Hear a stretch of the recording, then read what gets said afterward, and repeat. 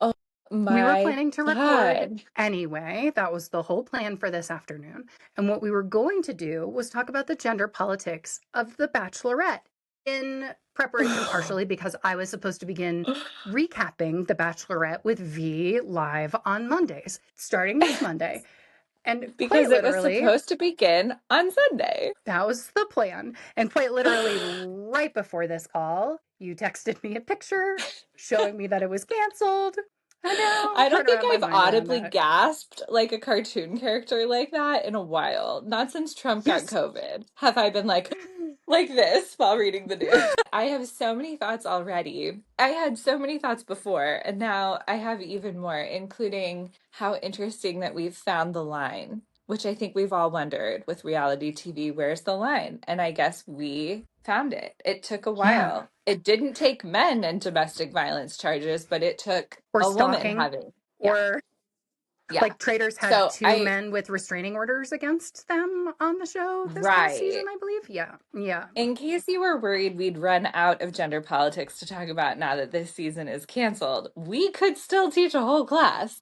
But We yeah, no, it could. is definitely interesting and crazy. And the capitalist side of it all is really fascinating too, because I would assume the main reason that it got canceled is because brand deals had started to fall through. And that was the first news that I heard. And so Ah, suddenly this is no longer lucrative. fascinating. I know. For a little bit of context for those of you watching, 10 years ago, Kim, Okay, I was not ready for that. You should have put a warning. I apologize. Bring on Some the second audible gasp of the day.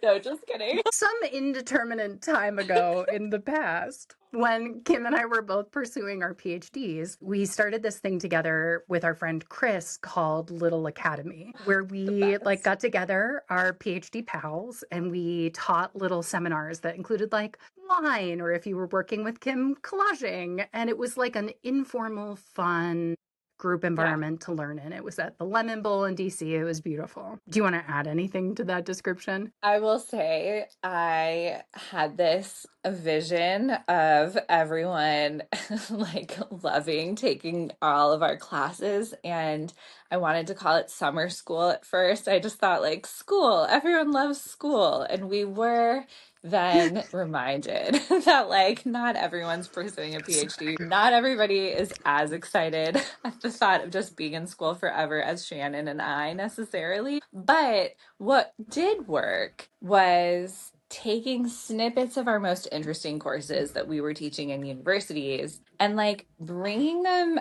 it felt like out into the real world. And that was how my very favorite class I've ever been See? part of teaching ever happened, which was when Shannon and I taught the gender politics of reality TV together. It was so fun. I'll throw up some It was pictures so too, because we have fun. some great pictures from that day of us in our Yes, like over the yes. top dresses with our roses. Sequins So and fun. roses. We should probably talk about the backstory of why we were talking about or knew about the Bachelorette in the in the first place, and the Totally. fact that that basically like the Bachelorette kind of led to your marriage. 100%.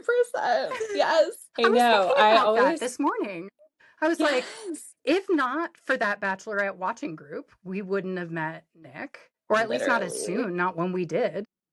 Yeah, Literally, think not, well, I mean, to be like very both insidery and TMI, chronology of our relationship tracked the show, and the first night Nick slept over was Fantasy Suites night. that's amazing. So that's so My gosh. funny. I But don't it's know if I so ever knew true. that. It's so That's so funny. great. And what's, I think, really, I mean, there's so many pieces that are probably like a little bit interesting for everybody to know. But like, one is that this group of friends that I'm so lucky you brought me into, everybody was like, I feel like both ironically and unironically, we were interested in watching. It was kind of like, okay, there's an awareness that this is a performance. Didn't some of you also watch like wrestling? Like, I feel like it was like, okay, we're into Lucian, like the theater. Lucian and Chris, maybe. Yeah.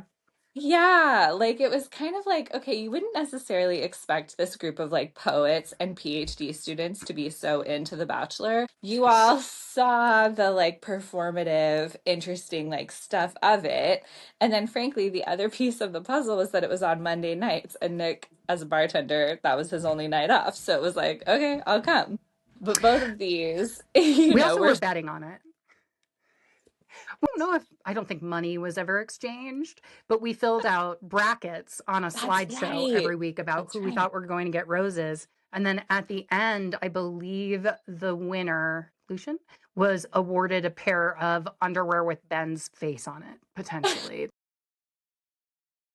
I The think year that's in right. question. It's pretty amazing. I'm Better than any cash getting more and prize. more sad that this is like canceled for this next season. We should just I everyone watch a know. rerun. God, that's so interesting. It's so interesting. Okay, but yeah, so this began. Anna was already studying and teaching film. I was already studying and teaching gender. Of course, everything would like overlap, but we were like, oh my God, there's literally so much to say about reality TV, the way that women are portrayed, and also the reception and the reason women like it, and like all kinds of things that felt like they were just getting lost in a like dismissive cultural conversation about how this was all stupid. And frankly, in the 10 years since, that hasn't really changed. I mean, I have like more insider intel now than I ever did before, but it's the same Wait, what watching. insider intel do you have? Well, for the first time now, I know someone so well who's on Real Housewives.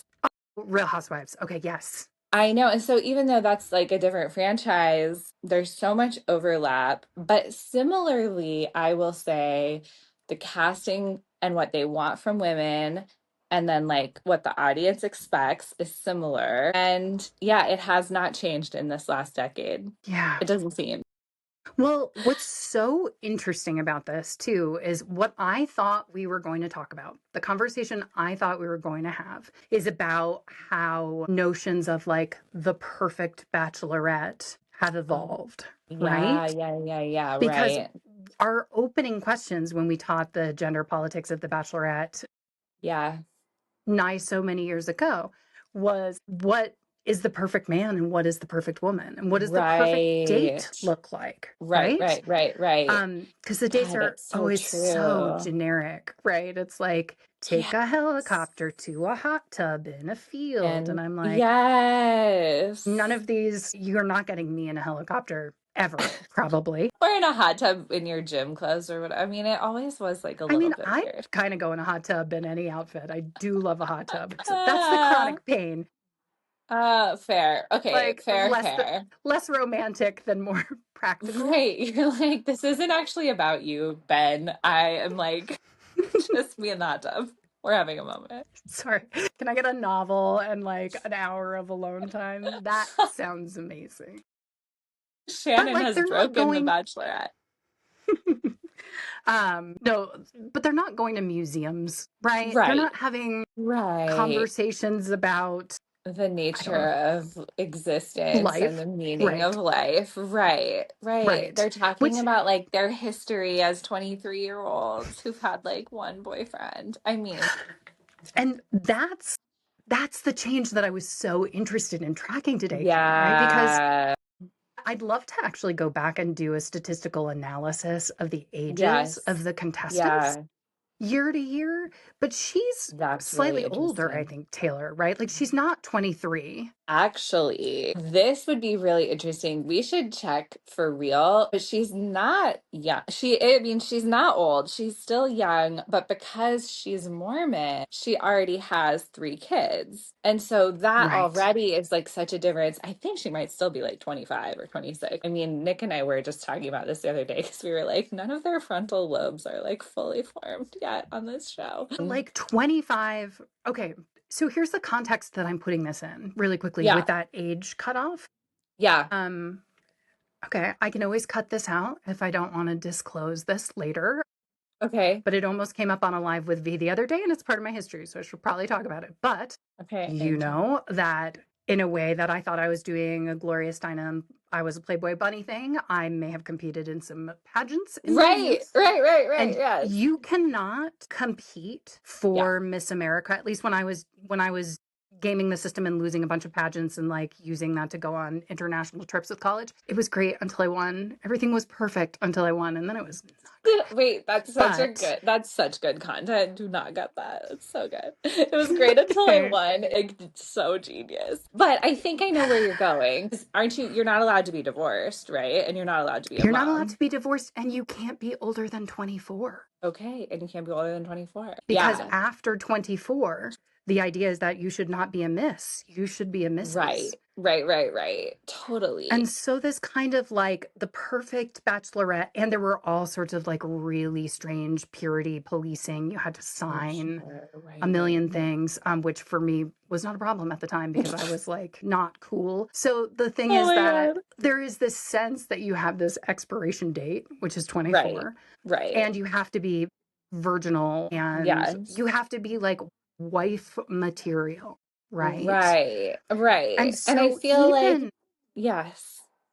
before this incident, this domestic violence incident, which the video has just been released of, Taylor did not conform to that Right. kind of like idealistic, young, virgin, Right. never married, no kids kind of ideal that I think we've seen with many, if Totally. not all, but many of the previous bachelorettes, right? So it's interesting to think about how that's Yes. evolved. And not only that, but in Mormon culture, like that, which is basically pageant culture, and like they would all tell you that it's like unheard of to be celebrating basically like somebody who isn't conforming to those standards. And yet, I mean, I wish we could know about the executive like conversations and who pitched her and if someone's fired right now and like all kinds of stuff, because my guess is that they felt like they were reading the room.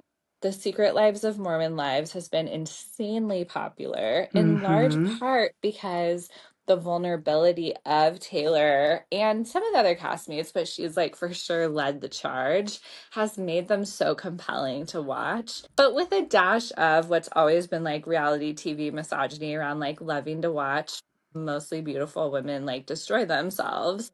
And so I feel like somebody went out on a line to be like, this is going to revive our franchise, which is like getting really Yeah. old and tired. Stale. And frankly, it kind of has. I mean, this is the most I've talked about The Bachelor since I met Nick and we went through that season all together.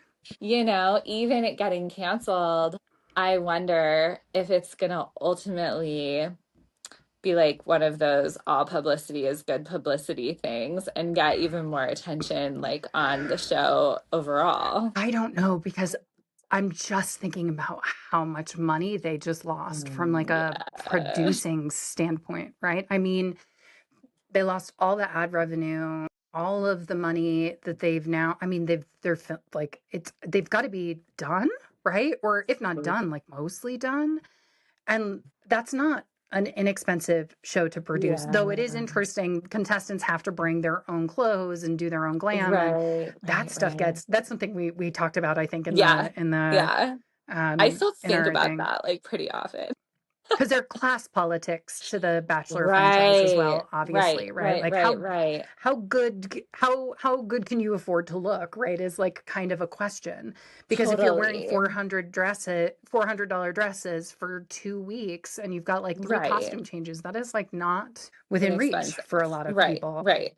So true. I'm realizing But I'm like yeah, Newly would help with that. Anyway, yeah, I know Newly ad, things have hashtag changed. Newly.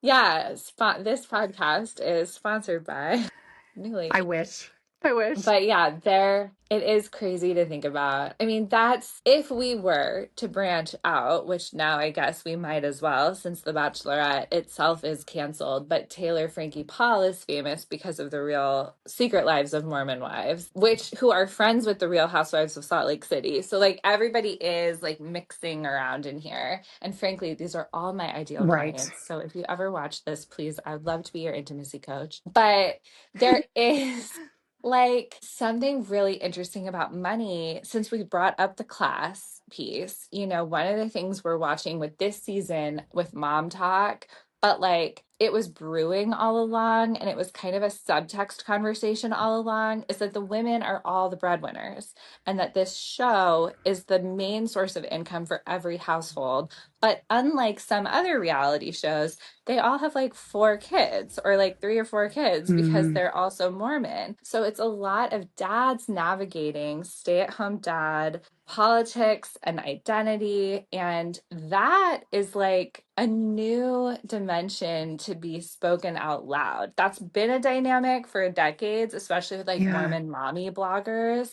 This yeah, was true, but like they, more so than this generation, needed to do this dance of pretending that that wasn't happening. And now it's out in the open. Secret Lives of Mormon Wives does a really interesting job of breaking the fourth wall, and like they filmed the reunion on the next season and are talking about the fame and the brand deals and the money and all this stuff. And so there's this total upside downing of like, who's the provider and what is the like the gender role for everybody, including all the moms. yeah, It's yeah. That's so interesting, and it again plays into this kind of like this is a franchise that's been around for a long time, yeah. right? Listening to recaps of the Traders, which I like love to hear people talk about the Traders, like just the Yes. idea. Maybe it was Ron Funches talking about this, but this idea of like a housewife Right. too, right? It's like they're working. But Right. that comes from Real Housewives. What was the name of that show even? The fictional show Desperate from which Housewives, I Desperate think. Housewives, I think that's right. Oh my which God, was a right. big hit, right? Which was about these like In ye uber olden rich days. women Right. who were ladies of leisure, right? Right. And that would have been in the early 2000s. Yeah. And so that's what the Real Housewives was like Based referencing, on. real as opposed to fake, right? Like the Desperate God, Housewives. so interesting to think about that. You know what Uh-huh. else I just thought of? Okay, go with me here. Is there anything here? Like, so one thing that's happening with Amanda on Real Housewives is she's getting criticized for talking about being rich and being like new money, because she's like made her own money instead of marrying into it. So it's like a big Right. deal. But it's this irony, because she even said on Watch What Happens Live, like, isn't the whole point of the show rich women with cool shit? I don't know. I thought that's what we were doing here.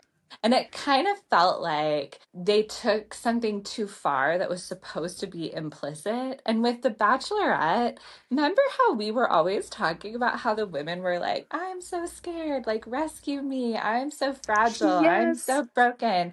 But like, they weren't really, but Taylor is. And so it's almost like, did you say the quiet part out loud? Like, were you too Uh, obvious? Like, she really, in a way, it's kind of like, I don't know, like a hyperbolic version of this trope that they were already playing with, but like, did they go too far with like a vulnerable but you woman who can't like needs metacognate on rescuing? it by calling it out, right? Right. That's it. Thank you for putting that so well.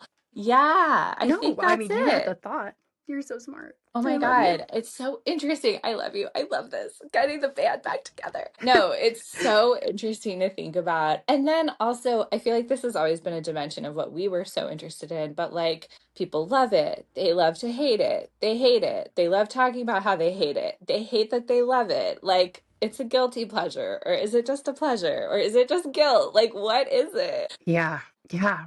And when we think about, man, just like reality TV versus scripted television, this kind of evolution of media, too, right? In terms of Yeah. art and money and easy to digest versus hard to Oh my digest. God. And Right. we talked a lot about Schadenfreude too, right? Yeah.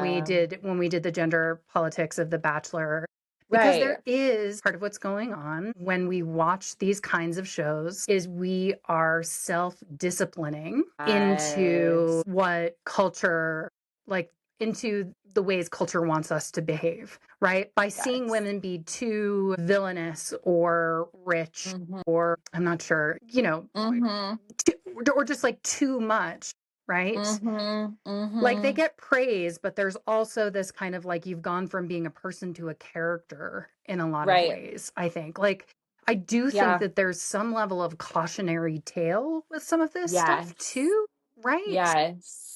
You're so right. You're But so again, for right. women, not Yeah. necessarily for men, I because know. Traders They had two people basically with like restraining don't, orders on it, my God, it's so one of whom was a fascinating. former bachelor. Right. It doesn't it like in a way that is so hard for me to even wrap my head around. The men don't matter. I mean, sometimes it's in a funny way. Like right now, there's all this backlash because every headline I saw before today with Taylor Frankie Paul's Bachelorette season getting canceled was about how no one cares about dad talk and the dad storyline about them trying to do their little videos. Everyone's like, get out of here. We like don't care. So it can be like, that's funny to me and like medicinal in a way, but like it's also so crazy because bad behavior of men is basically invisible, and bad behavior of women is like life ruining and career Yeah. ending. And show ending, not just for women. Once again, women are like responsible for the jobs of other people, I think, right? Like Yes. I don't want to call this like, I think we should be taking domestic abuse seriously, right? Like, so it's Yeah, not, yeah. this is different than being not virginal or too much or whatever, right? That women may have been Sure, punished for in the right. past. Like, I think Yeah, that these are probably appropriate consequences, not knowing the whole story, but like, yeah. I get that. I But know I what you're am getting wondering at. what the discourse is going to be like Right, around the male contestants who thought that they right. were about to be on TV and now aren't, and that kind of thing. No, I think you're bringing up something really important that is pretty much guaranteed to be not addressed by the internet, famously bad with nuance that it is, but Yeah. that there is this spectrum of bad behavior for like bad women.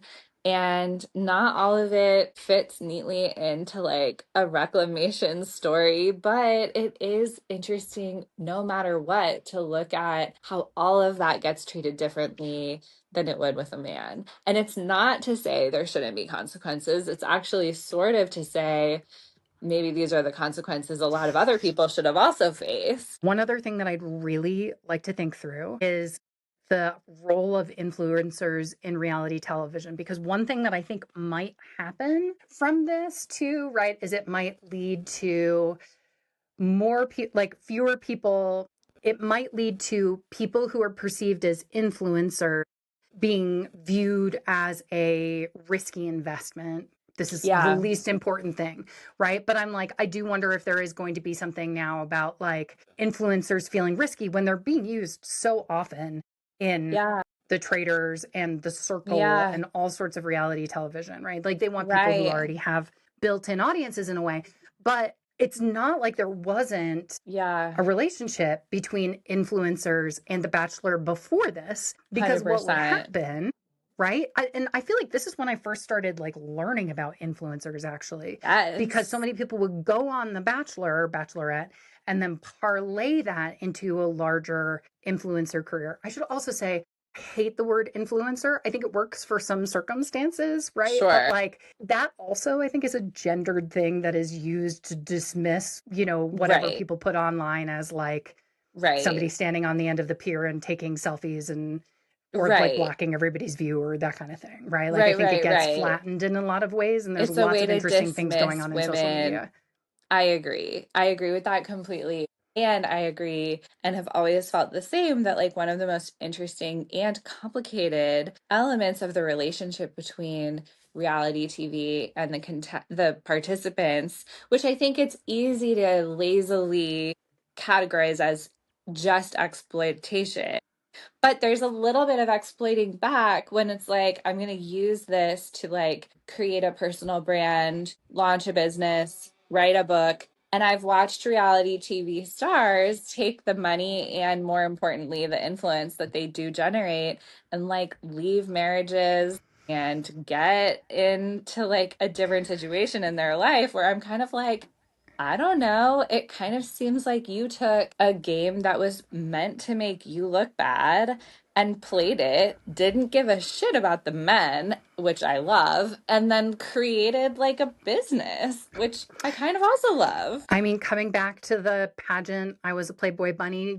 thing too, Exactly. right? Like there is a history, Exactly. right, of women sort of trying to like operate within the system to Totally. capitalize on, Totally. like you can't exploit me if I am consciously working this And system so that I can advance my own life, right. safety, education, life experience, all those things. And at the very least, I'm going to use the only tools that you're handing me. I also think a complicated part of it is that that tends to be, I think, what makes people the most mad is if they're like, "Oh, she's not here for the right reasons." That usually means she's here to fucking get her bag and she doesn't give a shit about these like 30 guys named John who like all look the same, you know? And I'm like, I don't know, those seem like the right reasons to me. And let's Who not in act reality are like, definitely more interested in drinking and hanging out by the pool and trading workout right, tips than they are about anything else. right, right. They too are there for the other reasons. Yeah. So Right. it's just it's an interesting thing, but there's so much, ire at like an impure motivation. And I think that also gets at some of what we're talking about and like a strict hypocritical standard for women only, especially if they're young and beautiful. They belong to us, the collective, and it's Yeah. like not fair if they want to do something else. I mean, like, how betrayed did people feel? But also, how delightful was it when, like, one of the bachelorettes was like, actually, I'm a lesbian and, like, I'm not Right. interested in any of these men and I'm gonna, like, do my own thing over here. And then went on the Traders with Chriselle too, right? Which is Right, another reality right. television star who, like, star who's come out as queer and kind of been like, Oh my I'm God, making my own it's so way here. good. Yeah. Yeah. And I was just thinking today about how, so for Real Housewives, every housewife has a tagline. And on Watch What Happens Live, they asked Gabby, what would yours be if you ever went on? And she was like, I'm quick to cut people out of my life, but I love to scissor. It's like, this is so good. Oh my gosh, I that is know. amazing. And she's such a good Wow. example because, like, yeah, her business now is being herself online. I think we both have thoughts on that and like the pros and cons, but in this fucked up, weird Black Mirror episode of a world that we're in, I feel like it's not the worst outcome if you're like gonna be on a show like that to walk away with something that could like provide for you, you know? Well, and yeah, totally. And two things that I want to kind of say off of that. One, the producers aren't there for the right reasons. The producers are not interested in securing Right. a 50-year Love. marriage where everyone feels intellectually, emotionally, and physically fulfilled, right? Like that's not what they're Can doing, you right? imagine? They're there for the Right. money. They're certainly there for the Right. money, right? And what was the other thing I was going to say? Oh, shoot, shoot, shoot, I don't shoot. It know. was That one good. was It was already good good. enough. So even if it doesn't come back, that was still great. It's like, how dare the commodity I tried to commodify themselves back and first and better. Yes. So, two, I always think about your class, right? The selfie made class that you teach, too. And this idea of like men have been profiting off of women's Right. images for Right. millennia. But when women profit off of their own images, that's often seen as a problem, right? Right. Like, oh, If we're you're shooting a cover superficial. girl ad, right? Right. Like, good on you. You're doing it the right way. But if Yeah. you are unobtrusively, responsibly enjoying Yeah. your life and filming it and have a larger message, then somehow that is Right. like, because you Yeah. shouldn't be turning the camera on yourself. That's Men should it. be Or turning the camera on you. Yeah. thank you. Exactly. And even more, I feel like specifically, if a man takes a picture of a woman naked, that's art. But if a woman takes a picture of herself naked, now she's like a problem. That's like an Right. OnlyFans account, and you should like not let her be a contestant on your beauty pageant. It's crazy. And I think who gets paid is like the main differentiator, because anyway, you Well, get and it. it's also movie, right? Like it's Yeah, male gaze yeah, yeah, too, because the yeah, idea, just to quickly recap, the idea behind the male gaze is not critiquing people who are sexy on film. It is thinking about who is the subject of the story and who's the right, object, if there is right. an object, right? And so Yeah, if you're, filming for a CoverGirl ad, you are sort of the object that is selling the CoverGirl makeup. But if you are right, turning the camera on yourself, you're presuming to be both, you're presuming to be a right, subject. right, And that still, I think, makes people uncomfortable. right, right. And I think there are like good conversations to be had about why it may still feel problematic to people that, our definition of what's sexy is inherently infused with the patriarchal coding that we received. But I think it's actually still, if it boils down to like women should be more covered up and quiet, like I'm suspicious, I mean, it's like, okay, like you may have a good point, but if you sound just like the church, I'm like, I have questions. I don't think so. Yeah. Yeah, like, but let's talk Brilliant. about it for 5 more seconds because it's probably not just a coincidence. If you only have 2 minutes, like, and you want to hear what two scholars who teach on gender politics of reality TV have to say about The Bachelorette right now, like, here it is. Great. So the first thing we were talking about is that The Bachelor and The Bachelorette present us with ideal eligible men and women, what that looks like, and Yes, ideal dates, right? So yes, we could think about their ages, their previous marital statuses, whether or not they have kids, what acceptable professions are, that sort of right. thing. What Yeah, that else? there's like a basically like a punishment system if you deviate from that acceptable norm of womanhood. And I think what we're going to see now is a discourse that just reaffirms that even more strongly, that this is what happens when you try to go outside the bounds of the virginal, young, innocent, nice, clean, pure version of what The Bachelorette normally is and should be. I think the way people are going to make sense of this moment is not going to be about power, certainly not about trauma, certainly not about like positions of exploitation that then got compounded and like complicated, or the stress of being a single mom of three. I think it's going to turn into like, this is what happens when you cast a bad woman. You get a bad woman behaving badly. And to be fair, you know, this is a heinous thing and she should face consequences for it, right? This isn't just like a she was mean to somebody or she was extra or Yes. whatever. Like this is a serious thing involving children and that kind of thing. But Yeah. we just saw a season of The Traitors where at least one, I think two people had Right. restraining orders against them, right, for stalking and violent behavior. And both of those contestants were men, shockingly. So And I there's also there's a exactly gender double thank standard you. here. Right, right. Yeah. Like I would guess most of America doesn't even know their names. Right. And the difference between like now what this discourse will be, I feel like that's where we are really interested in like, okay, like the stakes are high for like conforming to being like that definition of a good woman.